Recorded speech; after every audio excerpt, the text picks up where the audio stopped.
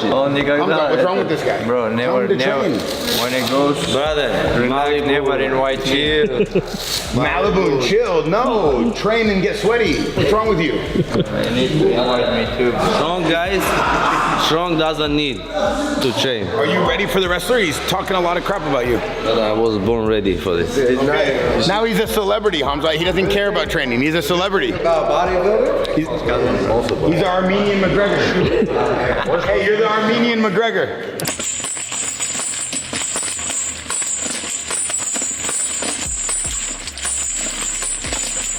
Hey! 73. 65. Whoa, ah, here we go. Ready? Oh, 65. Go. 30 seconds. Go.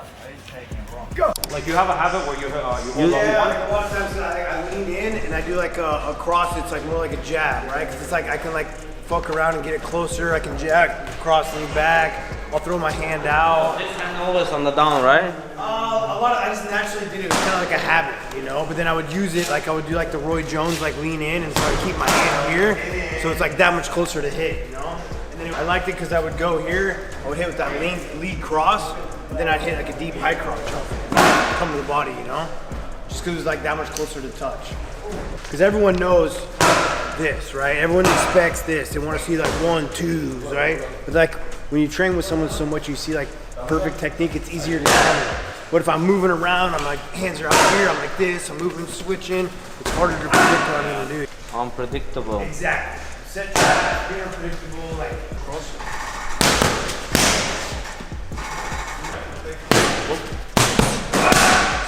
This guy just pads, grappling, eating, on repeat. You're good, lock it. You're a monster. Numero uno in my book. Numero uno, my number one. Okay, wait. Let me like up kick the cap. No, come. No. Last time you did that, you broke my back.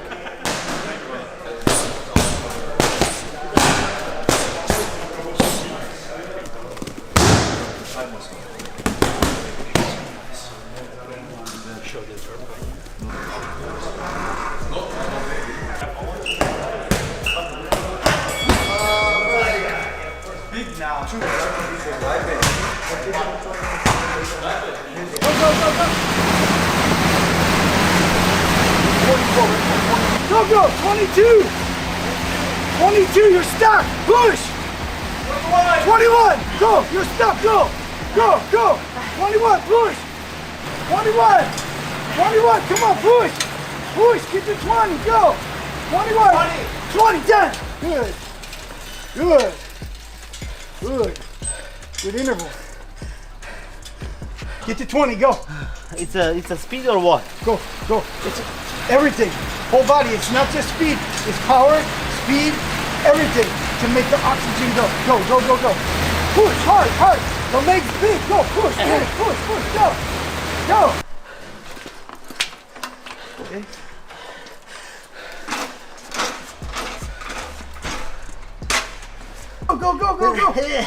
Go. What's he at?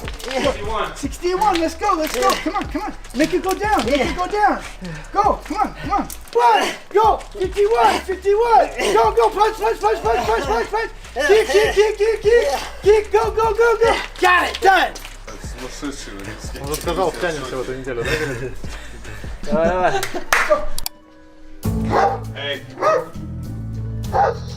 Рыбаки, рыба есть уже, покушать. Рыба. Мы ловить не хотим, мы сразу покушаем. Сейчас пойдем, дойдем. You gonna catch something out here? Yeah. Shark.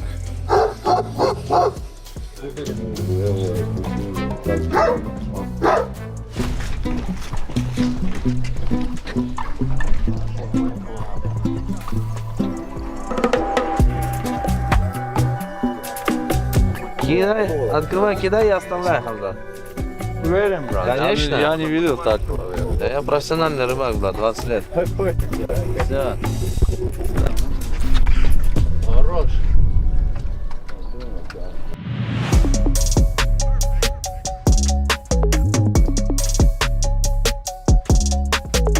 Arman Tsarukyan, how are you, buddy?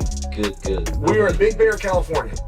Take me to the beginning. You're the #1 contender in the UFC. All of a sudden, you're going to wrestle Lance Palmer in Real American Freestyle. Arman Tsarukyan is all in, and with his fight coming up soon, it seems like he wants to leave no stone unturned. While the lightweight contender has been working hard at camp, he has just made it a bit tougher for himself by adding one more dangerous tool to his training. Khamzat has been training along with Arman, and with his insane pressure game, outstanding wrestling, and world-class grappling ability, he has added something that can take Arman's game to a whole new level. With two of the most dangerous grapplers in the game training together, his opponent might have to face a different version of Arman altogether. It does appear to be a true #1 contenders match, but this is a very big deal that Arman and Ruffy are now off the board. It's a very big deal. I mean, the big question of what is next for Justin Gaethje. And we're not going to know what's next just by listening to Justin, but if that's what we're going to take for now for our clues, like by example, Justin says, I'm not going to do any rematches. Now, that doesn't actually mean that he won't do a rematch, by example. But let's operate under that.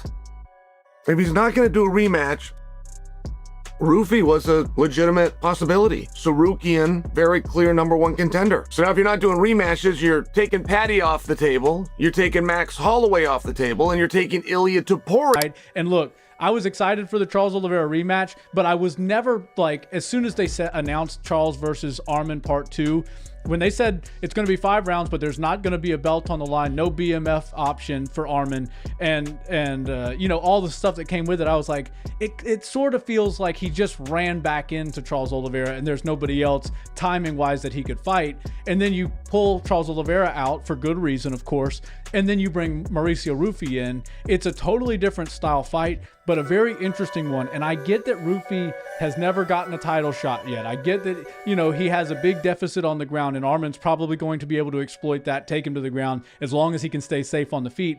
But Arman versus Ruffy is very interesting because it's a very clear #1 contender fight for one man. I don't think if Ruffy beats Arman that he draws into Justin Gaethje, but I think Arman Tsarukyan beating Ruffy would absolutely be the nail in the coffin, or the final statement that Arman needs to make ever since he backed out of the title fight with Islam Makhachev a couple of years ago. You know, he's been in timeout with the UFC.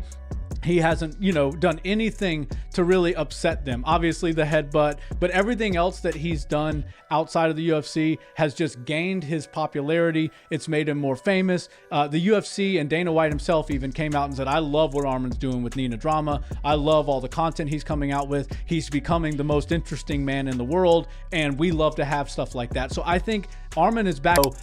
To be honest, I just think this is a non-competitive fight. I think Arman Tsarukyan is going to absolutely dominate Mauricio Ruffy. And even with some striker versus grappler fights where you're heavily favoring the grappler to win, it's at least exciting if the guy that's the striker is undefeated. But we've seen Mauricio Ruffy just a couple of fights ago get submitted by Benoit Saint-Denis, who again is a good grappler, but if you're getting submitted and dominated on the ground against Benoit, Arman Tsarukyan is going to do the same. This just feels like a check off the box, and that's not what we want at this point, especially in Arman's career.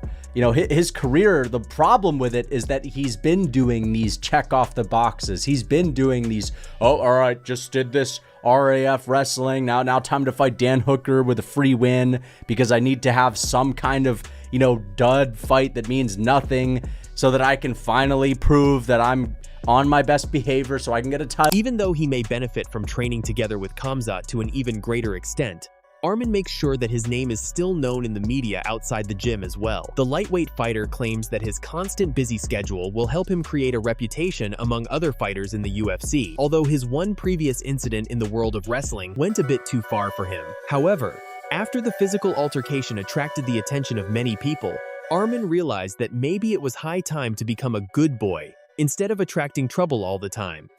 Hunter and the UFC likes what you're doing. Do you think they love how active you're staying? Do you think that this is making your character for the UFC bigger? You think you're doing a good job?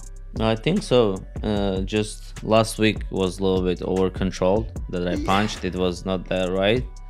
But like... Yeah, but you're staying in the public eye, which is what a lot of people try and do just by sending tweets and talking a little bit of shit. You're actually out there doing physical stuff. You're wrestling, you're doing all the other things. Maybe they just see like how I punch, but they didn't see all wrestling. On all wrestling, he hit me like 20 times, but like I'm a fighter. How you can hit fighter like 10 Yeah, times? I really, I mean, far be it from me to speak for the UFC, but I don't think they're going to care that much. You got to remember, Dana has been running the UFC since 2001, is it? They've seen a lot of shit, and Dana, I don't, again, I can't speak for him, but I don't think they, you know, there's nothing they haven't seen at this point. And it seems like the influence of Arman reaches far beyond his own training session. According to Bear Digidio, Tsarukyan was one of the most important individuals who helped bring people to fight and training camps, which included the connection which helped get Khamzat involved into the whole affair. Digidio expressed his gratitude to Arman not only as a friend, but also as a businessman for the job he does from behind the camera, which often goes unnoticed. And he made it perfectly clear that the favoritism shown to Arman has nothing to do with the latter. It is just the dedication he shows in everything he does. See this amazing energy that we got. Arman's the reason why I know Khamzat Chimaev. Arman's the reason why I've been able to work with him and build these camps. You know, Arman did a lot bringing in the team together. That's now we have Khalil Roundtree here. He's been instrumental in bringing in new guys. Like, dude, he's a great friend too. On the business side, he's been helping us big time. He's helping us build the brand Santo Studio with Nordstrom. Everything Arman's touched, what the cameras don't see is how much work he puts in. And that's why, so people always say, oh, you always glaze Arman, you glaze Arman. Listen, any fighter, any skater, any surfer, anybody who does a sport that we sponsor or a discipline that comes here and puts the work in that he does, you get the same love and attention. The increasing dangers of Arman have not been overlooked by Joe Rogan, who recently highlighted how much he has developed already. Rogan was particularly fascinated by the abilities of Arman as a wrestler when he observed him training with one of the best wrestlers in the game, Lance Palmer, and it seemed like Arman was getting the better of him. However, in Rogan's opinion, it is not just the wrestling that makes Arman such a troublesome figure. The way he moves, his ability to strike, his flexibility and awareness help him stay out of danger while causing his own problems. But whereas Arman is getting compliments for evolving further, there is another fighter who gets praise from Israel Adesanya for his striking. The middleweight former champion has said many nice things about Ruffy's striking style, and compared it to almost being an art. Israel was most impressed by how fluid and relaxed Ruffy looks while he throws combinations, and by his ability to dodge blows and strike from strange angles. Comparing Ruffy's relaxed whipping style of strikes to a ball and chain, Israel has clearly seen the potential in Ruffy. But while the Brazilian may look impressive on pads on the internet, Adesanya makes it clear that it is more than just impressive moves. But yeah, I think this fight I'm excited for because artistically, I am a big fan of Ruffy. As a person, he's a great guy. Like, salt of the earth, if that's how you say it. But just the striking, the flow, I think right now the best pad works on the gram. I like watching when he's hitting pads. Yeah. I don't, yeah, but he's a real fighter. He's not like a poser. No, he's I know. A real fighter, You said best pads for the gram. No. Best pads on the gram. On the gram. The best pads. Yeah. So yeah, like the way he moves, the way like he's so relaxed. Yes. He's got that style, like his arms are just, you know, like Ruffy. Sorry, Luffy from One Piece. But he's got the ball and chain style, I call it. Whereas his arms are like chains and then just cannonballs at the end of them. The way he whips it. And his evasiveness, the way he looks away from shots. Mixed martial arts. This is artistry, and I'm a big fan of the art, so. And even though Adesanya definitely sees the potential in Ruffy, he is equally thrilled to see Arman come back and remind people why he is one of the best fighters in this division. According to Adesanya, Arman could have fought against Justin Gaethje, but due to some problems with the UFC, he had to spend some time on the sidelines before getting another chance to show what he can do. Even though Arman is usually recognized as one of the best wrestlers in this division, Israel noted that people sometimes overlook his striking skills. Yeah, but also Arman, a guy that I think should have probably fought Gaethje, but again, he's been having issues with the UFC. Yep. So yeah, he's taking time off, but now he gets to fight and showcase why he's one of the best. And I always think of Arman as a wrestler, but you forget how good his striking is. Yeah. Because I think the last time he fought, he threw an axe kick. He said and I remember thinking like, when the that was an axe kick. Let me ask you something. Yeah. Like, he threw an axe kick and I was like, when did he fucking, because he gets up there as well with the hammer down. So yeah, that's an exciting fight. Proceeding with his analysis, Adesanya provided reasons for the fighter being such an immense threat, even going so far as to liken him to the nearest thing Islam Makhachev has got to challenge him in the lightweight division. Even though he admits that Arman's style of striking is not comparable to the technical kickboxing style used by Islam, Israel lauded his boxing skills, accurate kicks, and the ability to perform more flashy strikes. Nevertheless, he still gave Ruffy an upper hand in terms of footwork, noting that the Brazilian fighter shines when there is enough space for him to maneuver. Yeah. Well, honestly, I think he's a dangerous guy. He's a dangerous guy because he's probably the closest to Islam in that weight class. Like, I can't wait till that fight transpires one day. I know we missed it, but I think when it comes to striking, like his striking is different to Islam. Like, Islam is kickboxing. Yep. Very technical. I think Arman has got nice boxing, good kicks as well. Yep. But his kicks are flashy. Yep. Like, also, like, you know, just sharp kicks. So, but I would say Ruffy moves better. But Ruffy moves better on their feet. That's one thing that Arman's gonna have to solve. Footwork. Distance. He's gonna need the distance. Yes. That's the thing. Ruffy's, you know, that's the thing. If you give him space, that's how it works. Yep. So Arman is probably gonna close the distance ASAP. Yeah. As soon as possible. And I'm sure you guys will. Moreover, Chael Sonnen believes the upcoming clash between Arman and Ruffy could carry huge consequences for the lightweight title picture, especially when considering Justin Gaethje's plans for the future. According to Sonnen, if Gaethje has truly decided that he no longer wants to take part in rematches, several familiar contenders may no longer be priorities in his path. That could completely reshape the race for the belt and create new opportunities. With Arman already sitting among the division's top contenders, Sonnen believes this fight carries enormous value. A victory over Ruffy would strengthen his case, while the winner could emerge as a serious title challenger next. Adding another layer to the matchup, MMA Guru believes Mauricio Ruffy could be particularly dangerous in the early stages because of how long Arman Tsarukyan has been away from actual MMA competition, while Arman has stayed busy with grappling and other activities. MMA Guru pointed out that nothing can truly replicate the pace and pressure of a real fight inside the octagon. That could give Ruffy a chance to capitalize before Arman settles into his rhythm. Still, despite acknowledging Ruffy's danger and recalling some difficult moments Arman has faced against lesser opponents, MMA Guru is ultimately backing Tsarukyan to get the win by submission. Lucas Tracy, however, sees the matchup playing out in a completely different way. In his view, Tsarukyan is simply too strong for Ruffy, predicting that the lightweight contender will dominate the Brazilian once the fight hits the ground. Tracy pointed to Ruffy's submission loss to Benoit Saint-Denis as a major concern, arguing that if he struggled against that level of grappling, Arman could pose an even bigger problem.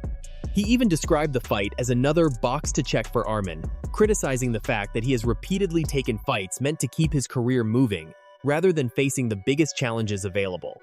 Continuing his criticism, Tracy argued that Arman should not have to keep taking fights simply to prove to the UFC that he deserves another shot at the title.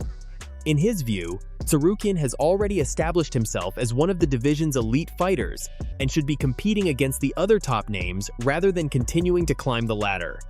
While Tracy made it clear that he respects Ruffy and sees him as a talented fighter, he does not believe the Brazilian has reached Arman's level yet. He argued that Ruffy still has time to develop and face other rising contenders, while Arman should be matched with the very best in the world. So, who are you picking to win when Arman Tsarukyan and Mauricio Ruffy finally collide? Drop your prediction in the comments, and don't forget to subscribe for more MMA action.